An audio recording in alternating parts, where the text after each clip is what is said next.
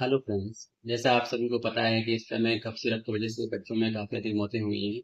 इसी के पालन में भारत शासन द्वारा कुछ दिशा निर्देश जारी किए गए हैं। इसमें साफ कहा गया है कि 2 साल से छोटे बच्चों में सर्दी खांसी की दवा का प्रयोग ना करें। हालांकि 5 साल से छोटे बच्चों में भी दवा का प्रयोग ना करें। 5 साल से अधिक बच्चों में दवा का प्रयोग करते हैं, सर्दी खांसी की दवा का प्रयोग करते हैं, तो उचित मात्रा में उचित समय के लिए ही करें। और 5 साल से छोटे बच्चों में कॉम्बिनेशन दवाइयाँ अवॉइड करनी चाहिए। और हमें भी अपने चिकित्सक पे भरोसा करना चाहिए।